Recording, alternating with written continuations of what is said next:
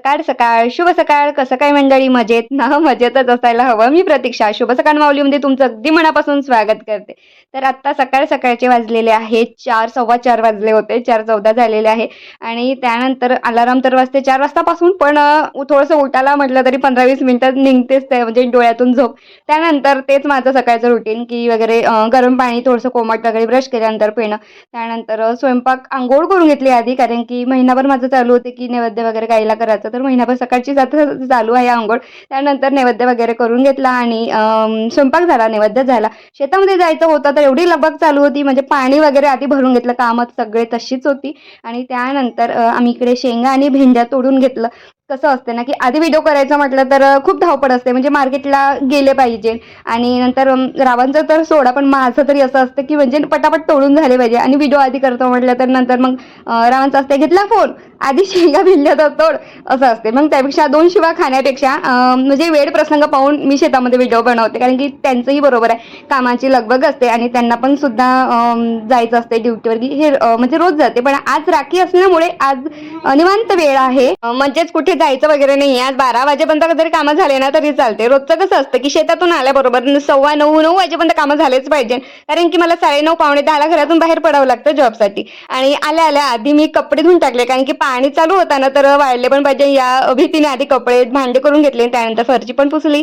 आणि प्रगती येणार होती, तिने फोन केला की मी 1 तासामध्ये पोहोचतेस. तशी माझे कामं करून मी पण गेली. जा आता मी पाहतो उभी जाते तुला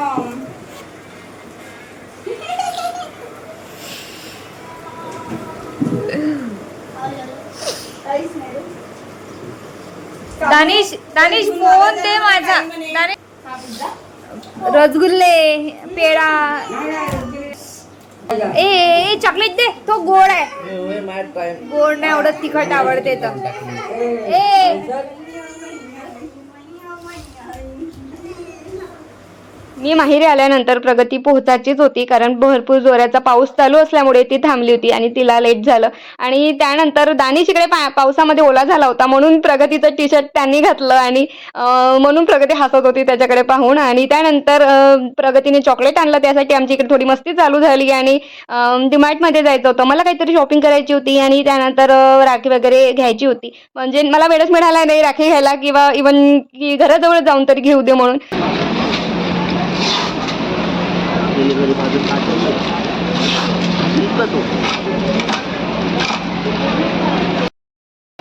कोणते लाडू आहे? रव्याचे लाडू ताई.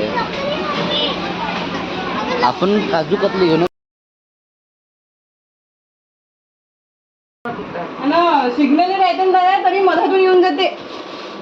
सिग्नल तोडतात बरं लगेच लोक. आता आम्ही पहिलं असं होत, मग मी आता सिग्नल. प्रगती स्कूलमध्ये जॉबला आहे आणि लग्नाच्या आधी तिला म्हणजे 40% स्कूटी चालवता येत होती, पण आता पूर्ण ट्रेन झाली ती आणि आता स्वतःहून गाडी स्कूलमध्ये वगैरे जाते. तर म्हणून ते एक्सपिरियन्स स्वतःचा सांगत होती की लोक कसे म्हणजे सिग्नल वगैरे तोडतात वगैरे. आणि ते दादाला सांगत होती, तो म्हणत होता की तू खरंच म्हणजे चालू वगैरे शकत नाही का नागपुरात गाडी, तर म्हणून त्याला सांगत होती ते. आणि त्यानंतर आम्ही म्हणजे तिला भूक लागली होती, शेवळ्या वगैरे करतात प्रगतीच्या खूप आवडीच्या शेवळ्या, तर आम्ही डीमार्टमधून आलो. त्यानंतर शेवळ्या वगैरे झाल्या आणि तयारी वगैरे केली दोघी मिळून. आणि तिचं असं होतं की म्हणजे मी साडी आणली ते नको घालू आणि ही साडी घाल, ही साडी घाल, तर ही मम्मीची वेळेवर मी साडी घातली इकडे.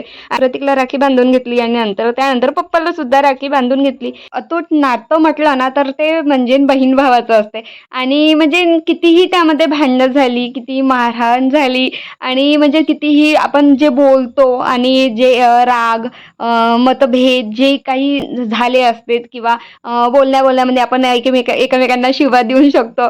आणि काही काही नातं तर असं असते की कितीही म्हणजे महिने जरी बोलले नाही ना तरी मनामध्ये एवढं प्रेम असते ना, ते म्हणजे ते नाही बहीण व्यक्त करू शकत, नाही भाऊ व्यक्त करू शकत. तर म्हणून या बहीण भावाच्या नात्याला अतूट असं नातं दिलेलं आहे.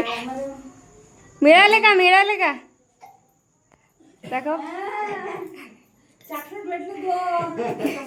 पाणी फेकून आण ना. कोणी दिले? नानाजी. ओवी इकडे बघ, स्माईल. ही दोन दात.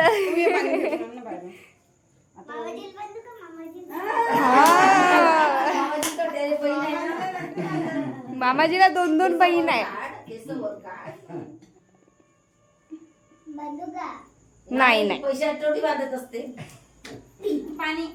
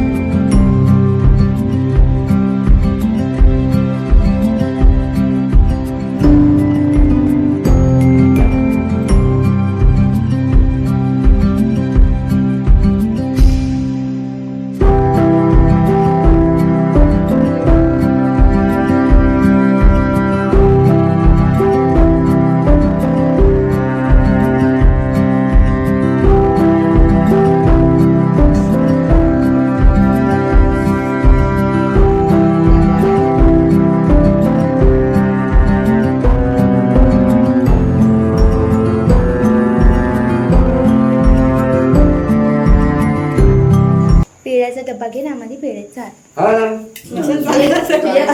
चालायचं तरी पण चाल.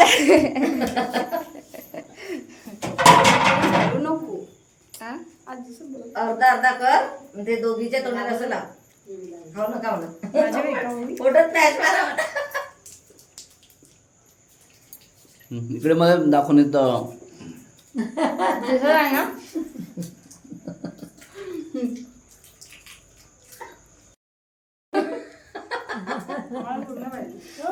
तर ही आमची थोडी कॉमेडी झाली इकडे. आणि प्रतीकचं म्हणजे असं असतं की त्याला सगळं समजते की असं असं केलं पाहिजे, पण त्याला असं वाटतं की तो माझ्यापेक्षा जरी लहान आहे तरी त्याला म्हणजे आपण कसं लहान पोरांना जेव्हा सांगतो तेव्हाच ते काम करते. नाहीतरी म्हणजे मला कोणी सांगितलं नाही तर मी हे काम म्हणजे न करायला नाही पाहिजे, तरी त्याला तरी असं वाटते. आणि मोठ्या व्यक्तींचं असं असते की जो व्यक्ती मोठा असते की नाही हे म्हणजे माझी जबाबदारी आहे, मी हे काम करायला पाहिजे, किंवा चुकन तरी चालेल बिघडून तरी चालेल पण मी हे करून पाहते तरी, असं आपलं असते. तर म्हणून या सगळ्या गोष्टी म्हणजे प्रतीकच्या आणि माझ्या चालूच असते की त्याला सांगावं लागते कोणतं काही की तू असं कर, तू ते तसं कर. आणि त्यानंतर मम्मी पण इकडे मामाजीला वगैरे राखी बांधायला गेली. आणि इकडे मम्मीचं कसं असं रुटीन आहे की 8 ते 8 वाजेपर्यंत ड्युटी असते आणि 8:30 7:30 वाजता घरून निघते आणि 8:30 वाजेपर्यंत घरी येऊन जाते. त्यानंतर स्वयंपाक करेल की सगळ्या गोष्टी, आणि सुट्ट्या पण क्वचितच एखाद्या वेळेस राहिली तर राहते. आणि म्हणूनच इकडे पुन्हा किचन म्हणजे कशी अस्ताव्यस्त असल्यासारखी होती. आणि म्हणजे गंज वगैरे कोणतं काही असं अलमाऱ्यामध्ये, तर आम्ही दोघी बहिणींना ते थोडंसं क्लीन करून घेतलं, म्हणजे साफ करून घेतलं. आणि त्यानंतर अर्धा स्वयंपाक झाला, मम्मी गेली. त्यानंतर राहिलेल्या पोळ्या होत्या त्या आम्ही सगळ्या करून घेतल्या. आणि मम्मीला म्हणजे गंजाचा खूप शौक आहे. म्हणजे ते कसं असतं एखाद्या व्यक्तीला भांड्याचा वगैरे शौक असते, पण गंज आमच्या घरी तरी रुटीनमध्ये जे रोजचे गंज आहे तेच गंज म्हटलं ना तर 20 गंज आहे. आणि बाकीचे जे थोडे छोटे मोठे असतात किंवा म्हणजे 10-12 लोक आले तर स्वयंपाक वगैरे करायला ते अलगच आहे. आणि म्हणूनच इकडे सगळं व्यवस्थित करून घेतलं. आणि त्यानंतर आमचे जेवणं वगैरे झाले आणि दानिश उभी झोपून गेले होते पटकन, दिवसभर मस्त्या झाल्या. आणि त्यानंतर इकडे आता पप्पाजींनी वगैरे गादी टाकली आणि सर्वांनी आता इकडे झोपवत आहे. चला मग याच नोटवर आजचा व्हिडिओ थांबवते. व्हिडिओ आवडला असेल तर लाईक शेअर सबस्क्राईब नक्की करा. Thanks for watching my video. Bye.